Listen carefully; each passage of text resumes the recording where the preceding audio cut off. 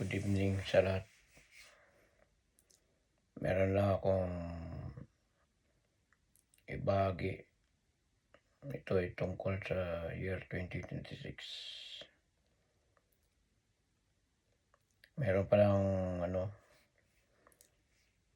merong digmaan na masisiklab na uli sa Middle East.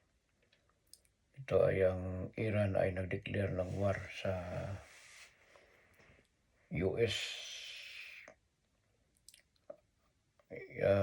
Europe at saka sa Israel. Ito ay dahil ang Iran ay umanib sa Venezuela. Hindi lang sila terrorist, ito ay drug cartel din. Member din ng drug cartel dahil sa pakipag-ugnayan ng Iran sa Venezuela. Kaya nag-declare ang Iran all-out war. Mayroon palang silang secret na nuclear facilities na ginagawa na patago. Ito ngayon ay naka-imbento na naman sila ng mga panibagong missiles para panglaban sa Europe, Israel at saka US. So, sabi ko sa inyo, mag-peaceful ang Middle East pero magsimula na naman ng kaguluhan. So, hindi lamang ang Iran, Israel, US at saka Europe. Ito naman yung Saudi Arabia ay naglunsad ng airstrike sa Yemen. At saka may posibilidad kasi itong UAE ay kumampi sa Iran at saka sa Yemen. So, yung mga terrorist gigamit ng mga proxy war. Ito ay gagamitin nila ang Hezbollah at saka Palestine. So, darapat naman uli ang away sa ito ng pinakamalaking gira na mangyayari ngayon sa Middle East. Dahil ang Iran ay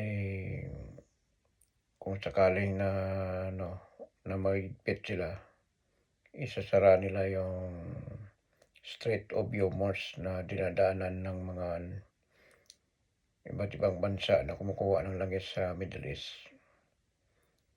So, mangyayari dyan, tataas naman ang presyo ng langis dahil magsimula naman ang panibagong tensyon, digmaan. Dahil itong nangyayari ngayong kaguluhan sa Iran,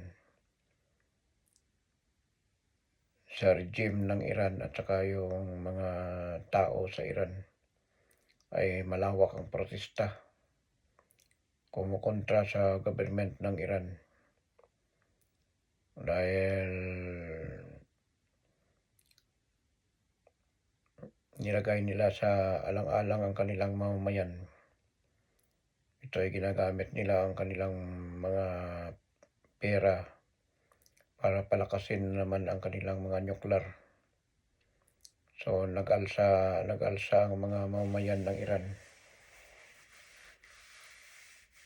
So, ang sabi ng regime ng Iran, uubusin daw nila, pamatay ang mga Iranian na nagprotesta laban sa kanilang regime. So, ito yung Amerika ay nagbanta sa Iran kapag ginawa nilang pataw ng parusa sa kanilang mamamayan ay airstrike ang Israel na wala ng no mercy, wala ng awa sa Iran. Ito'y wawasakin talaga nila yung Iran. Hindi lamang ang Amerika ang kalaban nila, pati na rin ang mga ibang mga member ng Iran ay nasa Europe na ngayon. So, naghahanda na rin sila na umatake sa Europe. So, pag-declare ng kanilang presidente ng all-out war sa US at saka Israel at saka Iran. Pero ganun pa man, si Donald Trump ay hindi natakot sa mga banta ng Iran dahil dudurugin ng Amerika ang Iran kung sakaling atakihin niya ang lahat ng airbase ng Amerika sa buong Middle East. So, pati ang Qatar damay na dyan kasi yung dyan ang pinakamalaking airbase ng Qatar. At saka itong Saudi Arabia ay naglunsad ng airstrike sa Yemen at saka UAE. So, magkadikit-dikit lang kasi yung mga bansa na dyan. Kaya maraming mga kababayan naman natin ang maiipit sa digmaan na to sa year 2026. So, hindi lamang yan. Meron din bakit parang sumabay ang Iran, Russia, tsaka itong China. At itong North Korea ay umalma sa Japan dahil ang Japan ay maggawa ng mga nuclear. Ito'y alam na nila yung panglo kontra sa panglaban sa China at sa North Korea. So, lalaki ang gulo nito, World War III to. Diba sabi ko sa inyo noon, simula year 2026 at 25, mag-umpisa na yan. So, ganun din dito sa Cambodia at saka Thailand. Ay patuloy kasi ang Thailand kasi kalyado ng Amerika yan. Itong Cambodia, kalyado ng China. Pero itong Cambodia at saka Pilipinas ay magkaalyado rin, magkaibigan. Pero ang Pilipinas neutral lang. So, hindi lamang ang problema ng ating gobyerno, ang Saudi, ang Middle East.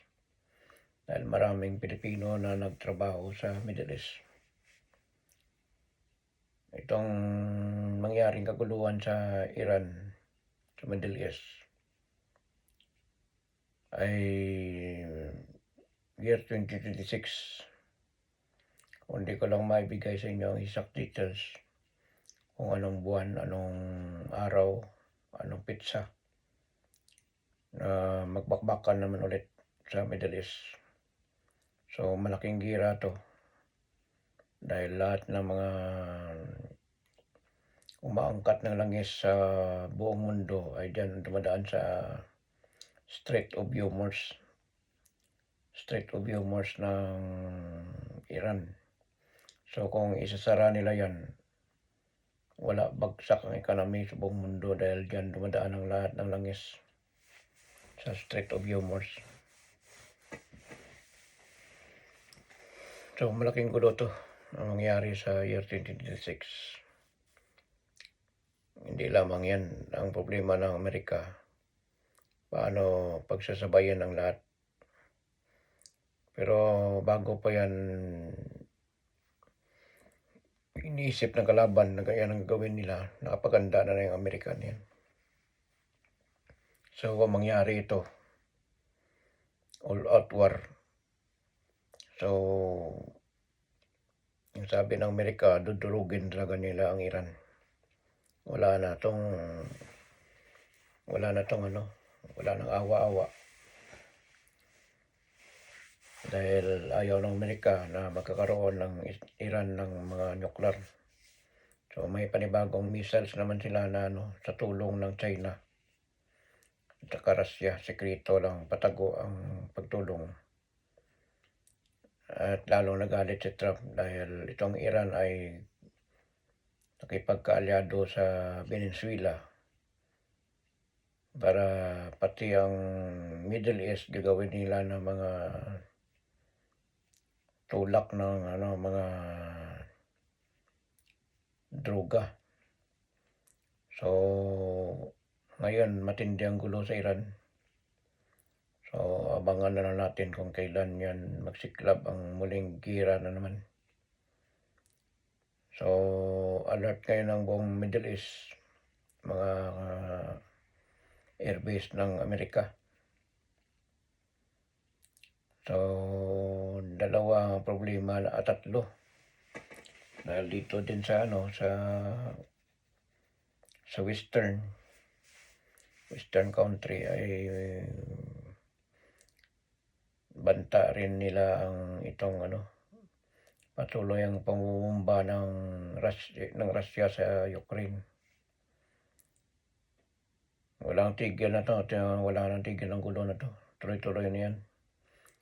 Upward 2025, 2026, 27, 28. So itong sa Indo-Pacific ay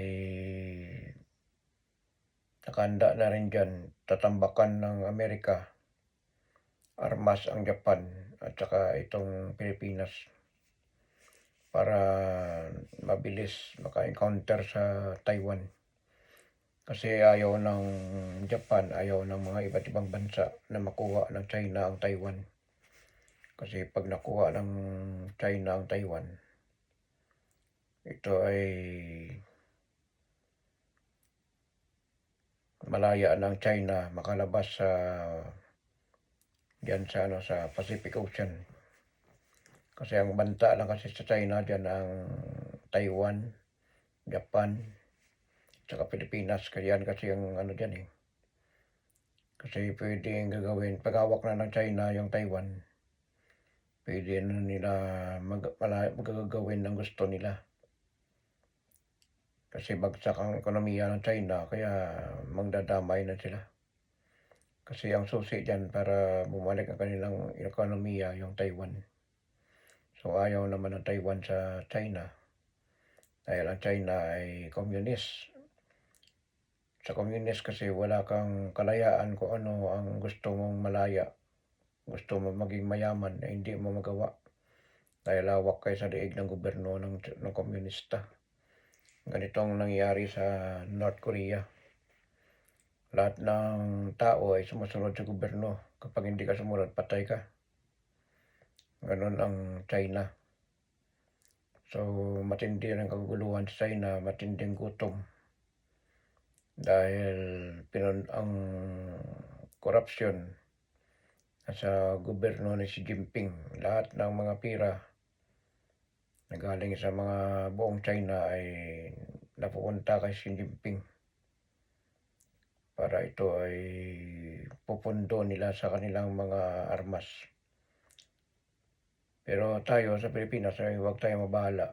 Kung sakali na magkakagiraman, magkadimaan, ang labanan ay nasa dagat lang. Pero kapag ang ating bansa kasi archipelago tayo, kaya watak-watak. Mahirap tayo sakupin ng basta-basta. Mahirap tayo matatalo sa gira. So,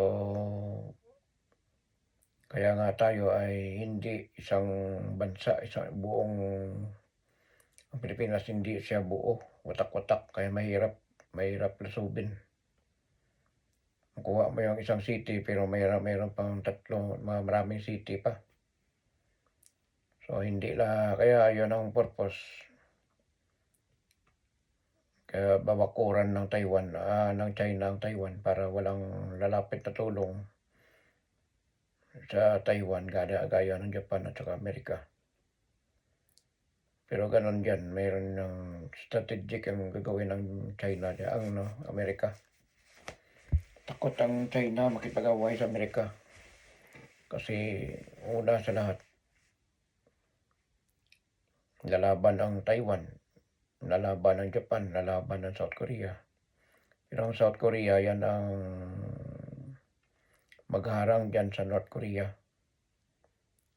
At siyempre, kung once na magagira dito sa Indo-Pacific, damay ang ating bansa kasi siyempre maraming sasagipin ng mga Pilipino na nagtatrabaho sa Taiwan. So, ganun ang mangyayari dyan. Pero ang pinakamalaking problema nito, dito sa Middle East, dahil milyon ang sasagipin ng gobyerno kung sakali maglalaking gira sa buong Middle East. Dahil na yan, allies to allies na yan eh. Diba sabi ko sa inyo, sisiklab muli ang gulo. Magkagira ulit. Bansa sa bansa maglalaban, lahi sa lahi magpapatayan. Karian sa karian ay maglalaban. So, ang Amerika ay nakahanda na yan sa mga posible na mangyayari. Isang pindot lang ng Amerika dyan, lipad ka agad yung dyan. Ang mga nangyari nung unang panahon, World War II.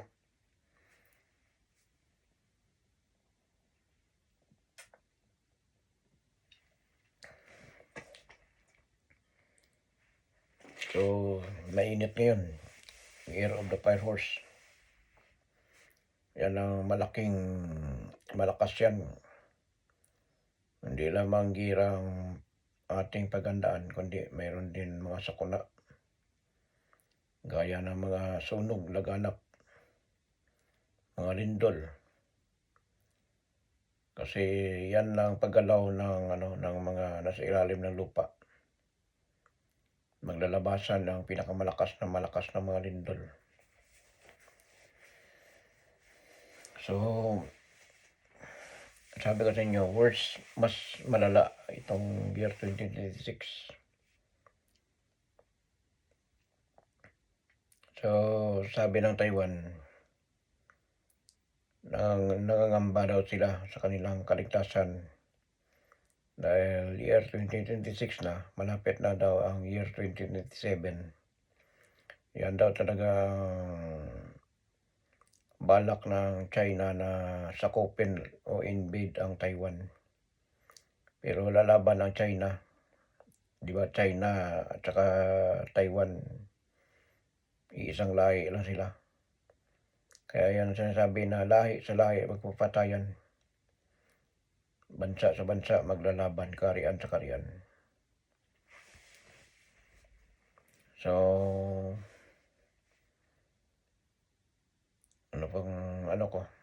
kalimutan ko sabihin ko. So, pagandaan lang natin ang ating, hindi lang gira ang pagandaan natin. So, magmahal na naman ito mga bilihin. Magmahal ang mga gasolina. Buti lang sana kung sa ating sa bansa sa Pilipinas, kung mabubuksan na yung langis. Matutupad talaga yung propesya na yan, yung prediction ni Nostradamus. Dahil nakasulat yan sa Bible yan eh. Bible prophecy yan. Matutupad ang digmaan. Dahil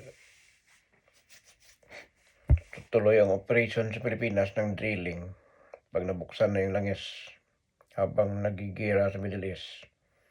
Magtatakayan sila lahat. Bakit unti-unti na nawawala ng kanilang mga langis. Ito ay lalabas sa Pilipinas kasi ang main source ng langis sa Pilipinas, hindi sa Middle East. So pag nawala ang langis sa Middle East, hihinto ang kanilang mga machinery. Stop na naman ang gira. So ang Pilipinas, pag nabuksan ang langis, wala na ng langis dito sa mga Middle East. Kapalitan ng tubig yan. Kaya nangyayari sa Saudi, sa iba't ibang lugar sa Middle East ay inuulan na. Dandahan na lumalabas ng malaking baha, dandahan na lumalabas yung mga kulog kidlat. Walang tigil. pati yung kanilang yung Makkah, yung black na iniikutan ng mga Muslim ay nilubog sa tubig. So, ayaw ng Diyos, sa totoo lang, ayaw ng Panginoon Hesus sa reliyon na Islam. Kasi ang Islam, na tunay na Islam, hindi ko lang alam kung ito ba'y totoo, pero sa tunay ayaw talaga ng Panginoon sa Islam. Dahil una-una sa batas nila, pag nakasala ka, pugot ulo. On the spot judgment, pugot ulo. So, diyan ang ayaw ng Panginoon. At okay lang sa kanila na gagawa sila ng mga kasalanan kasi 5 beses sila nagdadasal sa isang araw. So, January 1, New Year. Hindi ko ito napansin sa aking mesa. Yung mga pagkain ko doon lang sa lamesa, pinabayaan ko lang muna. Kinabukasan na January 1, nilagay ko ito sa baunan. So, kagabi, January 2, nakaupo ako sa mesa tapos napansin ko yung ulam ko na nilagay sa baunan, kamukha ng ating Panginoong Hesus. Image ng ating Panginoong Hesus. So, una, dito, itong bitana niyan. Dito nagpakita ang ating Panginoong Hesus sa akin noong April 14, 2024. Nagpakita talaga siya dito sa akin. Dito ako nakatulog. Tapos, nagkaroon ng kulog kidlat. Lumabas itong puting usok. Pumasok sa bitana. Tumayo sa akin panaginip, tumayo ako. Sabi ko, Panginoong Hesus man to. So, niyakap ko siya. Sabi ko, Panginoon, patawarin mo ako sa lahat ng aking mga kasalanan, mga pagkulang at mga nagawa ko. So, ito mong nag-warning ating Panginoong Hesus. Sabi niya, pinapatawad na kita, anak. Bilisan nyo na, tumayo ka na dyan. Umalis na kayo dito, mayroon magkakaroon ng malakas na lindol. Pinakamalakas sa malakas na lindol. So, yun ang unang panaginip ko sa ating Panginoong Hesus. Nanaginip na naman ako June 2025 bago mag-gira ang Iran at saka Israel. So, nagpakita ang ating Panginoong Hesus sa akin sa langit. Kalahati ng katawan niya lang. So, ito dito buong katawan niya. So, yun ang pangalawa.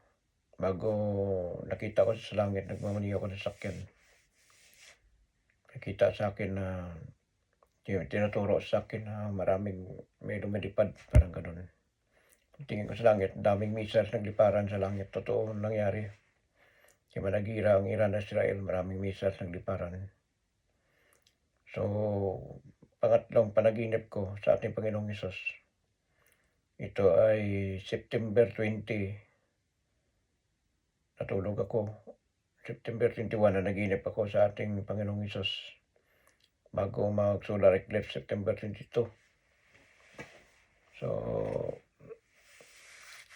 bilisan ko lang ang aking kwento. Natakpan ng ating Panginoong Hesus ang bansa, ang araw sa kanyang pagbaba. At natakpan niya ng kanyang balabal ang bansang Pilipinas, buong bansang Pilipinas.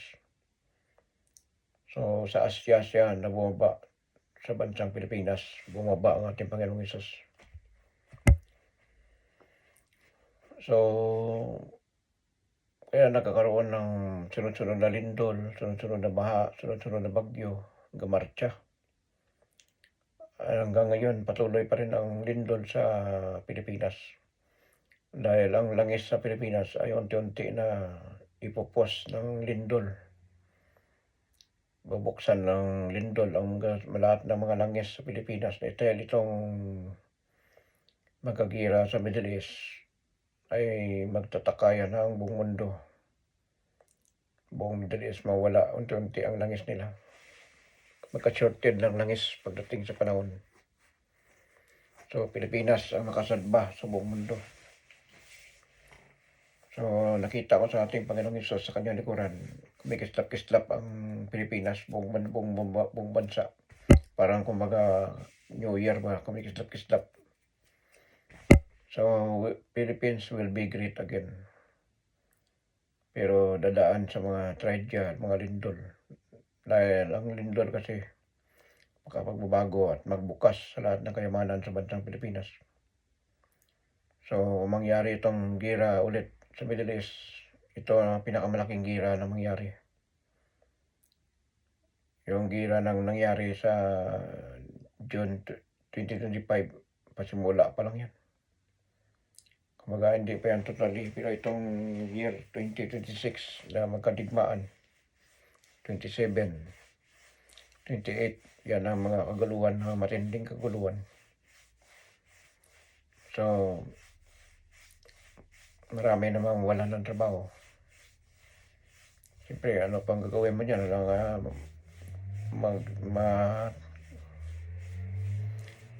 Magstay ka pa dyan sa bansa na yan sa Middle East. Na pagdating sa, wala ka na matakbuhan kung saan ka sasakay sa plano, saan lalangoy ka sa dagat. Kasi all out war yan. Pag lumaking gira dyan talaga, lahat na airbase ng Amerika, bibirahin ng Iran. Dahil ang Iran nagbanta kung sino man maghadlang sa kanilang gagawin ay kalaban din ng Iran. So, nung una, ganyan din sabi, banta pa rin. Ngayon, itong mangyayari ito, talagang hindi na talaga papatawarin ng Amerika ang Iran. Lalo nagalit ang Iran dahil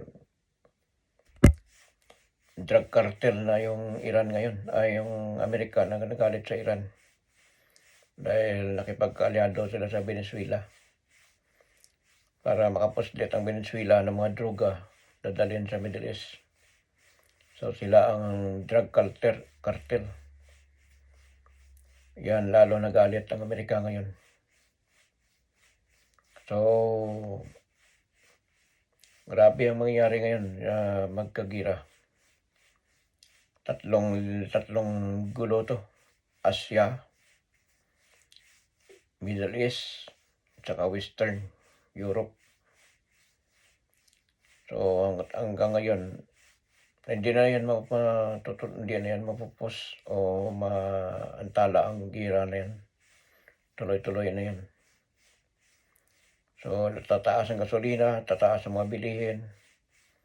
Magtataasan lahat yan, magmahal lahat kasi nakatipindi yan ang stock market sa buong mundo kung magkano ang presyo. So, hindi, baka sabihin naman ng mga tao sa Pilipinas na kasalanan ni PBM, tinaasan ang presyo ng mga bilihin. Dahil isa yan sa, kung mayroong gulo, tataas ang presyo ng gasolina. Tataas ang merkado ng stock market, tataas ang gasolina, magmahal ang mga produkto, mga inangkat na mga pagkain. Pero ang Pilipinas ay walang ikabahala dahil napunduan na ito ni BM about sa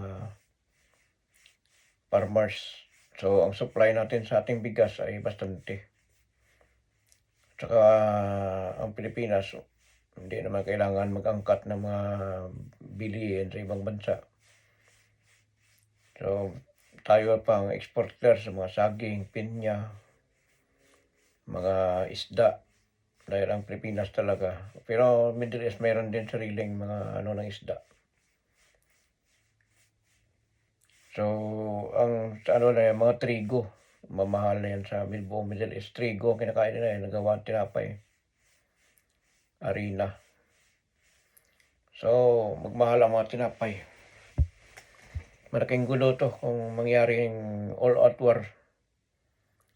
So, sa Pilipinas, tatlo ang ng Amerika ngayon. Focus ng Amerika sa Ukraine, sa Taiwan, tsaka sa Middle East. Dahil lahat ng airbase ng Amerika ay bibirahin ng Iran. So, gano'n din ang sinabi niya noon. Hindi natakot ang Amerika diyan. Small of paper lang daw, sabi ni Trump. Small of paper lang ang Iran. So, andyan din ang Israel. So, bakbakan na naman 'to, panibagong bakbakan, giyera. So,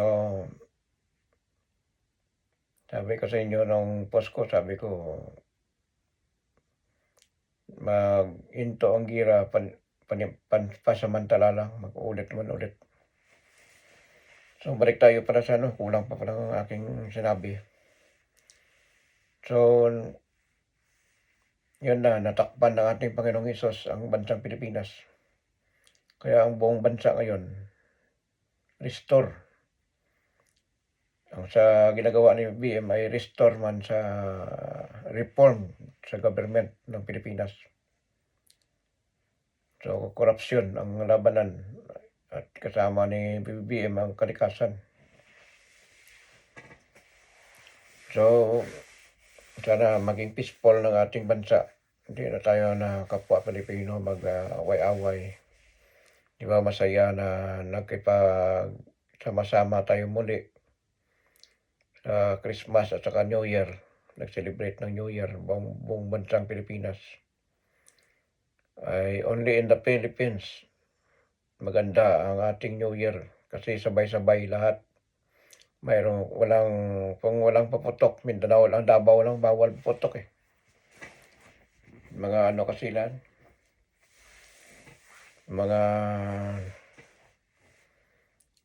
hindi masaya ang tao pag walang paputok eh. Pag may paputok, mapirma ang New Year.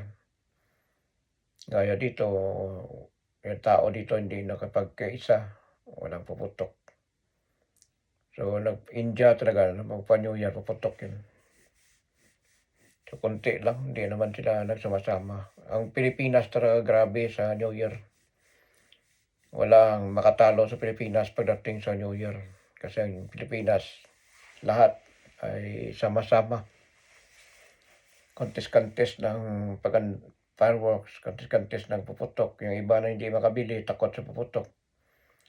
Tumitingin na lang sa mga live na mga fireworks, mga puputok.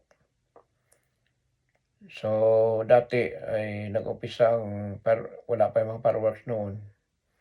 Nag-umpisa lang sa mga firecrackers, mga triangulo, 5-star, mga puitis, mga ordinary lang noon, mga kumbaga yung una pa na style na firecrackers. Hindi pa rin nawala, mas the best pa rin. Lalo ng mga sinturon ni Judas. So, yan na nga, sabi ko sa inyo, ika-fourth time, January 1 and 2, 2026, nagpakita na naman ang image ng ating Panginoong Hesus sa akin. Dito mismo sa bahay na to ulit, dyan sa misa. So, hindi ko napansin yung ulam ko, mukha talaga ng ating Panginoong Hesus.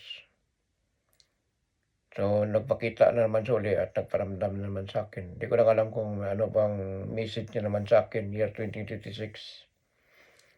Sa ngayon, wala pa akong panaginip na nakikita sa aking pagtulog.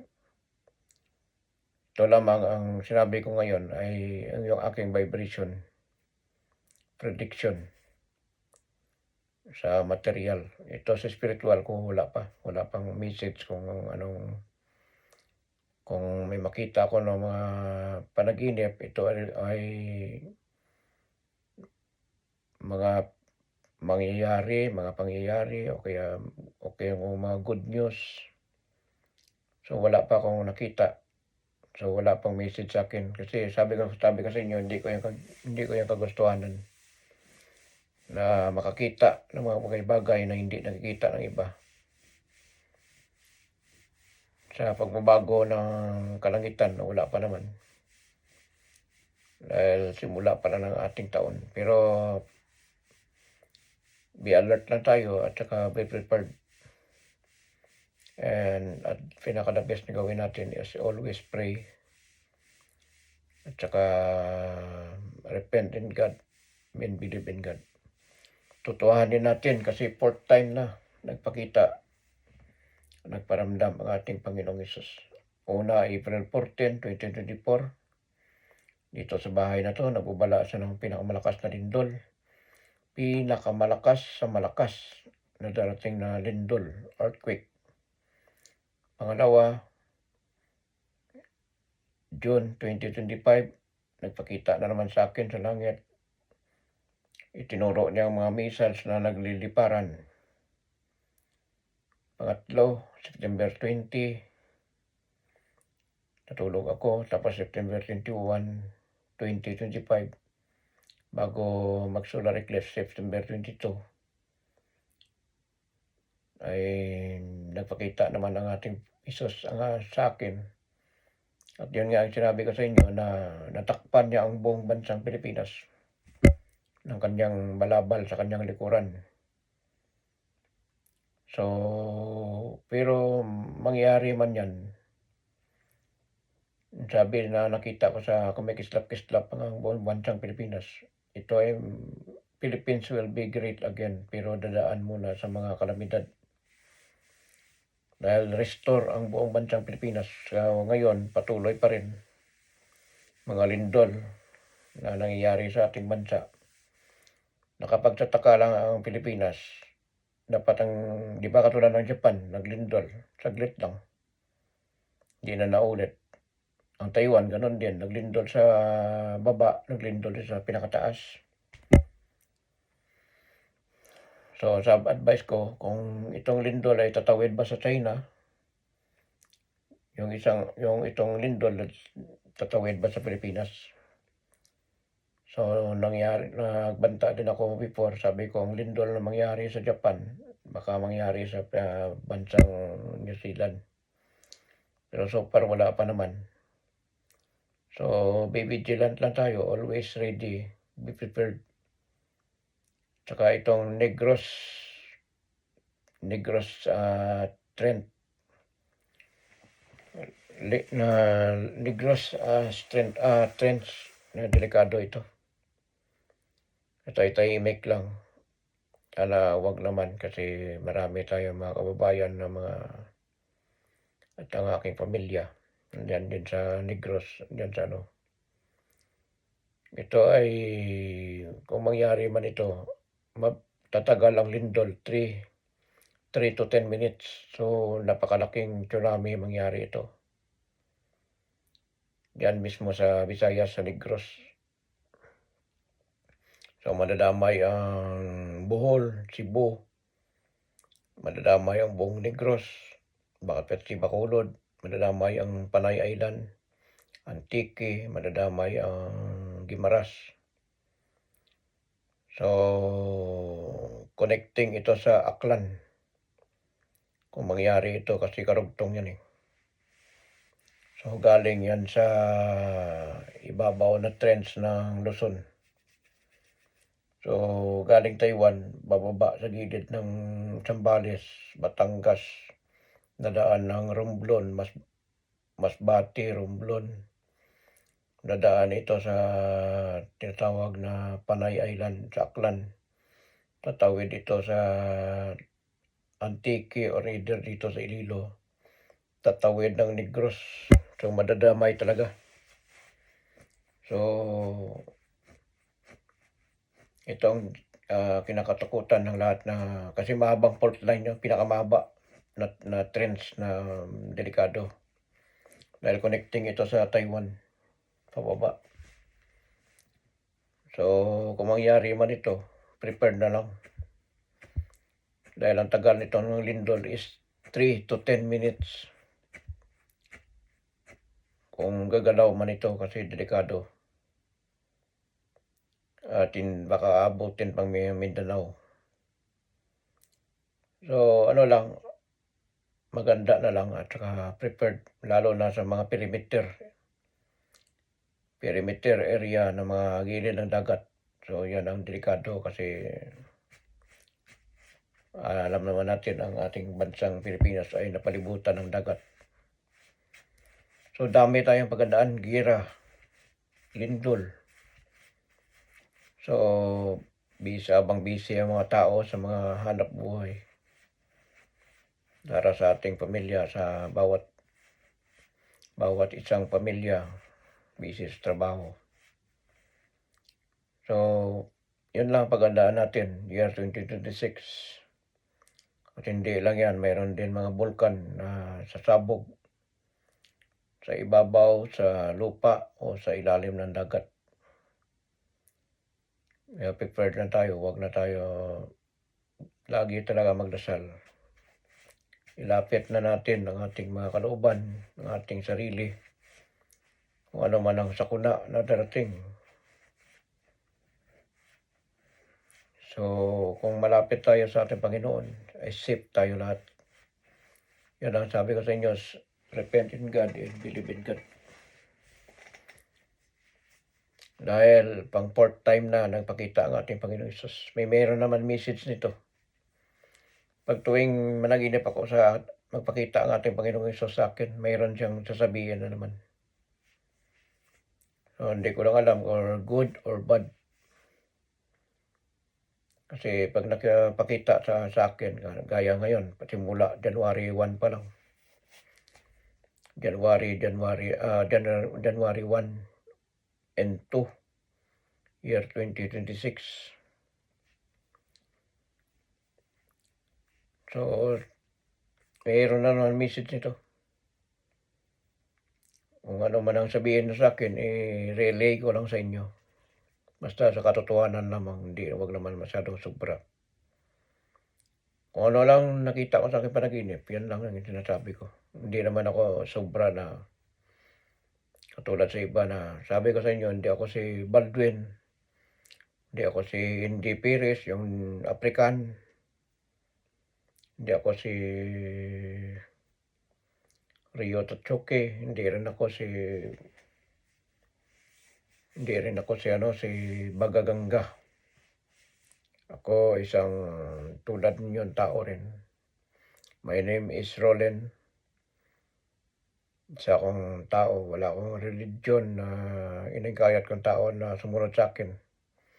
Sa akin lang, magbalik loob na tayo sa ating Panginoong Hesus bago pa mahuli ang lahat. So, hindi naman ako nananakot o para magpanik ang mga tao. Pero basta makikita ko yan sa aking panaginip kung anong mga sasabihin ng ating Panginoong Hesus. So ako ay matutulog na, gabi na dito. O mag-alas 3 na. 2:44 AM. So, God bless you all. Good night at laging magdasal at para sa ating kaligtasan, bawat isa sa atin. Marami tayong paghandaan. Una, sa ating trabaho, pamilya, sa mga sakuna. Hindi ko masabi sa inyo kung kailan, anong araw, anong oras. Basta be prepared, be vigilant, at saka laging handa. Yun lang masabi ko sa lahat. So, nasa inyo yan kung paniwalaan nyo o hindi. Baka mag-comment naman ang iba, bakit Diyos ka ba? Hindi ako Diyos. Kung dinadaan ng Panginoon para sa akin, ginagamit ako ng ating Panginoon, wala akong magawa. Dahil ako ay nasabugan, 2 kilong pulbura. Nasunog na yung mukha ko, buhok ko, ubos na, sunog na. Ito, 3rd-degree burn, 2 kilong pulbura. Giba ang bahay. Pero nabuhay pa ako. Ang iba nasunog, magpangit ang mukha. So, mahal tayo ng Panginoon. May mga misyon pa tayo. Baka itong mga misyon na ibinibigay sa akin, taga-messenger lang ako sa inyo. So, sa akin lang para matulungan mga tao makapaganda at maibigyan ng babala o warning. So, nasa inyo 'yan kung paniwalaan niyo o hindi. Basta titingnan lang natin sa mga paligid. Titingnan lang natin sa mga mangyayari sa hinaharap. So, dito na lang at maraming salamat. Magandang umaga sa lahat o gabi man sa ibang lugar, sa ibang bansa.